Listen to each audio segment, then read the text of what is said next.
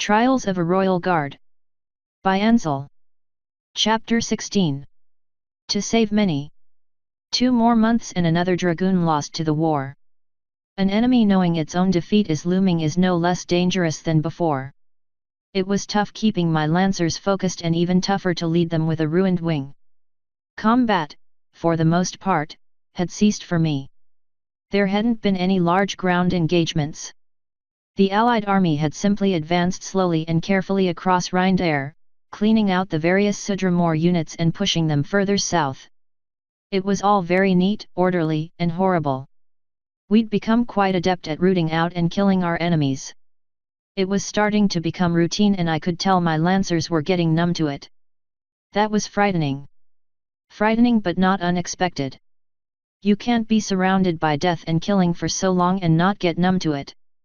Still, I'd be certain every dragoon that went home had counseling. At least the ponies. I wouldn't have any say in the lives of my griffins once we parted ways.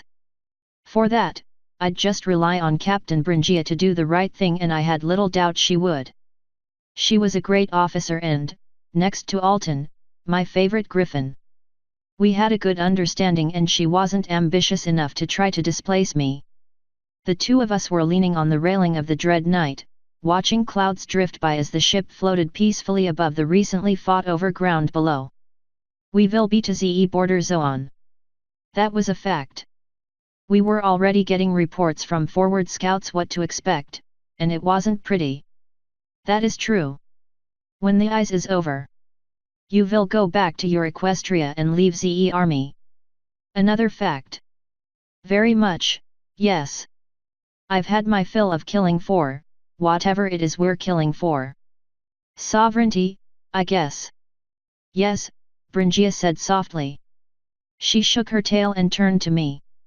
I will go to Equestria, too. My brow lifted. Oh? Why is that? Her voice lowered. Kings do not easily accept laws. There will be much bad blood. You ponies do not kill each other as much, yes. That was an understatement. Although I didn't want to be so rude to a friend. Ponies live in greater harmony, yet we're less competitive and, less motivated by bits. So we certainly don't make war on each other and very few ponies die to violence. Bringia squeezed the railing with her claws and stared off into the distance. Will they hate me if I move there? Zinky, I am a griffin, and ponies may not know I am Nordenver. Hate? Perhaps. Fear and avoid, perhaps that is more likely. Then again, most ponies are actually quite kind and generous. Do you think the soldiers here hate you? No, they do not. We are one army, but the ponies in Equestria are not here. They did not see the eyes. No, they didn't. A shiver ran up my spine and I had to shake it off. How would they see me? I'm no griffin, but the things I'd seen and done weren't meant for most ponies. They weren't meant for me, but I'd survive it one more time. I think, if you lived in Canterlot, you'd find a very welcoming group of ponies. It is an extremely friendly town that is heavily influenced by the princesses. Plus, I might live there and, if I don't, I know good ponies who'd look after you. I would not need looking after, sir. Though I suppose I would need a job, yes. Only if you want to have a decent place to live and some bits to spend. What did you do before the war? The griffin leaned in close. Really, really close. So much so that her beak brushed my ear as she whispered, I was the best dancer in all of Nordenver. They called me Crimson Tail and griffons came from all over to see me. I even performed for King Ranald. I had hoped to dance for the cute one, but I suppose he is taken. Perhaps when I get to Equestria, I can dance for the ponies. The hair of my coat was standing on end. I'd noticed a lot of the griffins keeping an eye on Bringia. I hadn't noticed she was sweet on Tumble, though. I had no idea. I'll keep it quiet, though. Yes, she replied before flapping her wings. I would go to the unit. We have patrols to do. I shall find you hereafter, Zer. You will, unfortunately. Be safe. Yes, Zer. I watched her fly away. Jealousy and shame oozed into my soul. I didn't want to fight, I didn't want to kill, but while the war was on, it was my duty. It was my duty to lead my lancers and make sure they did not die. Major. My ears turned at the sound of Brigadier Hammer's voice. He'd snatched my focus back. I stood at attention. Sir. Ironhoof wants you in here. He didn't say anything else. He hadn't been saying much lately. It was all orders and business. We went together to the large meeting room that was built under the ship's bridge. The Dreadnought was currently our flagship until the new TMS Honor was completed. The room was full of officers. General Ironhoof, some of his staff, the brigadiers, their staff, and several members of equestrian intelligence. The general looked up from a topographical map when I came in. He looked old and worn. There was nothing left but grey. Silent Night, good to see you. You as well, sir. He tapped his hoof on the map. We've received a lot of intelligence here and it is pretty bleak stuff. The Sudramore have pretty much pulled their forces to the foothills and mountains just inside the Rhine-Air border. They've staked their defense on the valley linking the kingdoms. Over all the time we've been fighting, they've been building walls, keeps, towers, and the like.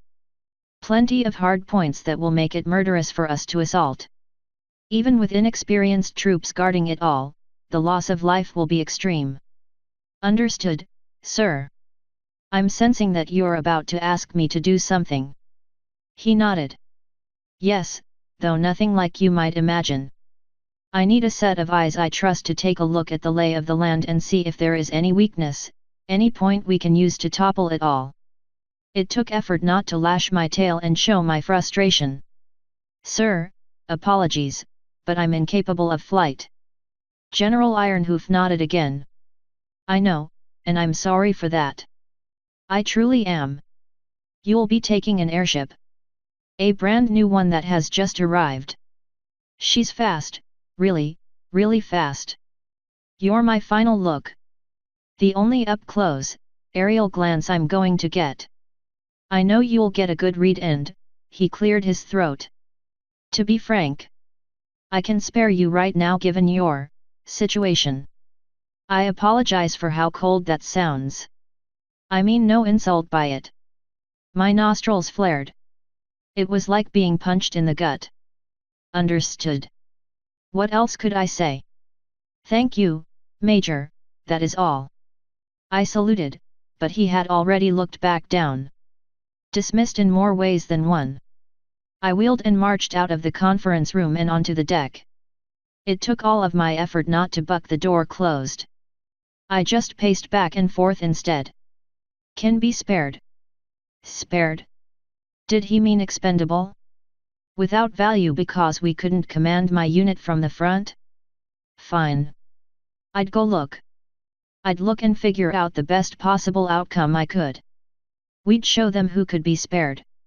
We'd show them all. My hooves clung to the railing of the TMS bolt with all of their might. Fast had been an understatement. I'm not sure what insane pony had designed this airship, but it was tiny, narrow, and it moved like a bolt of lightning streaking through the sky. It was crewed by 4 seemingly unhinged Pegasi, a captain, a pilot, and 2 crewers. They all looked a little too energetic and excited to be going this fast. Don't worry none, Major. We'll be there soon, the emerald-coated pilot shouted into the wind. I think her name was Zippy or Slippy. Something like that. The wind whipped and battered the crest of my helmet as I thanked the sun and moon that I had a visor. There's the target, one of the crew ponies called. I dragged myself against the rail to look. He was right. The natural border between Nordenver and Sudramore was a mountain range. The far side had, to my knowledge, been stripped bare of anything worthwhile. The near side, on the other hoof, had been preserved. That was one of the reasons it was so valuable. There were plenty of resources to extract and the Sudramore wanted to get at them. Over the centuries, the mountains had worked well as a border. Their only real weak point was a valley that split them from kingdom to kingdom. It was about a kilometer wide and full of rocky foothills. It had been the easiest trade route for heavy loads. That is now where the Sudramore had built their defenses after their invasion. It was also where they had been busy for the duration of the war. General Ironhoof wasn't kidding. There was a wall that stretched from one side of the valley's mouth to the other. Every 20 or so meters was a tower and every 100 or so there was a keep. The towers had large, wicked-looking bolt throwers on top of them. Not the kind you shot at soldiers in the field. Probably the kind you shot at slow-moving airships. "Let's go closer and get a real look," the captain called and, before I could answer, Skippy banked the ship right towards the enemy. "Are you nuts?" I practically yelled. "Just a little." She cackled in glee. Griffins started scrambling around on the walls as we approached. The mega bolt throwers started shifting in our direction, too. So this was how I was going to die? On a small craft surrounded by crazy, speed-freak Navy Pegasi? One of them screamed while showing a lewd gesture to the enemy. Crossbow bolts started flying at us. Most of the archers were way out of range, but I guess the Griffins were being optimistic. Both regular and mega bolt throwers also opened up. The former were starting to zero in pretty well. The latter were too slow for an airship of this size. Dippy weaved and swooped the bolt all around, avoiding most of the projectiles. One bolt thrower gunner did manage to hit us right in the hull, but it didn't seem to impact performance. It did impact my calculation on the probability of my survival, given how close it was to me and the railing. While all of this was going on, I tried to pay attention to my surroundings and get the look General Ironhoof wanted. Walls, walls, wall behind wall. Keep, taller keep with duck. More walls. Platform with several trebuchets on it behind a wall. This was a nightmare. They'd been building on it for over a year and a half. Anyone on the ground was going to be slaughtered. Anyone in the air would be shot down. We'd have to either go through the mountains, which would take forever and be risky, or just risk this. "Oh, look! They're coming to greet us," Pepper, the other crewer, said. "Hey!" I looked up and found that there were some Griffins flying towards us in formation. Ramming speed, the captain bellowed. "What? Belay that! Stop! Avoid them! Get us out of here, you crazy bee Brock!" a Griffin exclaimed as it bounced off the slanted front of our ship and went tumbling from the sky. Then we turned hard north. "Do a barrel roll!" Pepper shouted. And we did. The entire way back I huddled on the deck while trying to work through what I'd seen and what might be an easy way to defeat it. A frontal assault would be beyond stupid. Bringing in slow, lumbering airships would be stupid. How long could the temple unicorns hold shields? Would they last long enough to breach a gate? What about a flying assault? There were an awful lot of crossbows and bolt throwers there. No, we'd have to go around. Avoid it completely. That would be slow. Even if we used the entire fleet, we could only ferry so many ground-bound soldiers, like me. We might be able to cut out a staging area in Sudramore to put pressure on King Kron's zone, but would we really invade civilian areas? Their scouts would likely spot the fleet anyway and be waiting for us wherever we tried to make landfall. We'd need something else. Something they weren't expecting. Something no one was expecting, but what? "Major! The Dread Knight is coming up. We'll have you back on her deck in a few minutes. Thank the Alicorns for small miracles." When we pulled up alongside the battleship, I leapt off the bolt as soon as possible. I liked speed. Controlled speed. "Goodbye, Major." Pepper called. "Yup," I replied before trotting to the center of the deck. Behind me, there were cheers of glee as the small airship went flying off to who know where. Brigadier Hammer was standing up on the command deck, his one good eye tracking the bolt. What an equestria was that about? The Navy seems to issue high-speed airships to teenagers now. Where are they off to? He shook his head. I honestly don't know. They were supposed to stay here. Oh, well, consider it stolen, then. Best of luck catching that thing. Assuming we don't have another one. We don't. Yet. Well, now we didn't even have one. Probably for the best. When is the meeting? General will be here at sundown. We've worked out a preliminary plan. We'll need your report by then. I assume you can get it done. There wasn't much to report. Of course, I was still hoping to come up with a miracle solution. Yes, sir. It was pretty bleak. I know. We hoped you'd see something some pony missed. Wishful thinking. Did you? I just shook my head. Nothing that has clicked yet. Brigadier Hammer dropped his head and shook it. Come up with something fast, Major. Dismissed. As I went below deck to the small cabin I'd been allotted, it dawned on me. It was completely obvious now. Not the solution, the situation. This was King Kronson's plan following his defeat at Drei River. Pull back, throw the weakest soldiers at us, build a death trap, and count on us to negotiate. Negotiate or pay in blood. More blood than we'd ever spilled. Most of it ours. This couldn't go on. We'd fought, bled, and died for so long to get to the goal line and stop. King Kronson gets what he wanted, all of this for stupid resources in some mountains. Who could be so horrible? What would motivate a being to give away something so precious for something fleeting? I pushed my door open and slipped inside. The room was bare. One desk, one chair, one bunk, and my bag. Unpacking wasn't something I'd bothered with. I settled onto the floor and poked the bag. There wasn't really anything in it at this point. Nothing I cared about, anyway, other than a book and my letters from home. Letters. Perhaps reading Crystal's words would inspire me. I flipped the top of the bag open and reached in. My hoof bumped the book and it gave me pause. I carefully pulled it from the bag. It was the 6th night of the moon tome. I hadn't looked at it in a while, even if I had utilized things inside to train my dragoons. The glimmer of the silver moon caught my attention. I flipped the cover open and stroked my hoof along the ancient pages. So much knowledge was contained within. What would High Marshal Moonglaive do? How would he overcome this? How would he protect his knights? In the quiet of my cabin, I flipped through the book. Give me something, give me anything. Please? A cool breeze brushed across my snout, confusing me. My door and window were both closed. When I looked back down, the pages of the book had been turned. I'd read them before. Numerous times, actually. In fact, every tome addressed this, growing deeper in detail each time. Carefully, I looked over the information again and then it hit me. I knew what needed to be done. I could save our soldiers.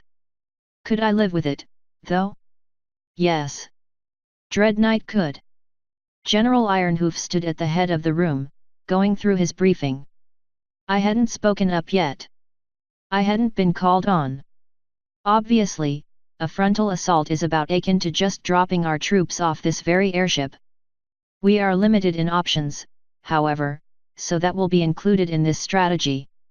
I've requested the full aid of the Temple Guard again to give us as much cover as possible to the gates. Prior to that, we will load the fleet with our most seasoned soldiers, split it in two, and send each contingent over the mountains on the east and west sides of the fortress. They'll make landfall in Sudramore and start attacking supply lines and support structures.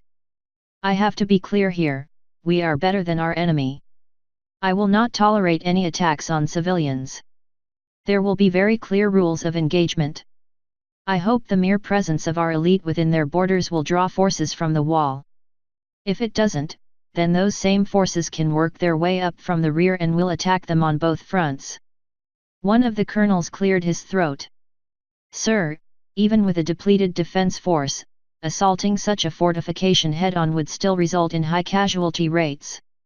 And that is something I'm going to have to live with the rest of my life. What little is left of it, anyway, the general responded. That chilled the room quite a bit. Brigadier Hammer cleared his throat. Any chance of a diplomatic solution, sir? I'm afraid not. King Ranald is quite insistent that this fortress can't be allowed to exist within his border. Minister Sombra convinced the crowns that if we don't put this to an indisputable and conclusive end now, we might just wind up here again. That or, even worse, our ally will be overrun completely. There was some grumbling in the room, and not just from the pony officers. A lot of the griffins had about had it, too. The general lightly tapped a hoof. I know, but he has a point. If we stop now, King Kronson has, after a fashion, won. He wanted these mountains and he'll get them. What is to stop him from deciding he wants the whole province and more again? We need to capture the fortress and turn it around. That will resolve this. Major Knight, tell me you have something for me. Tell me all of these reports are wrong and that every agent and scout we sent was overwhelmed and confused. This was going to be interesting. I cleared my throat and shook my head. No, sir, they're not wrong. In fact, they might have even been a little optimistic.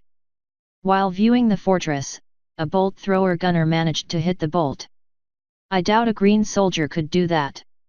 General Ironhoof sighed and nodded. Thank you, Major. That will be all.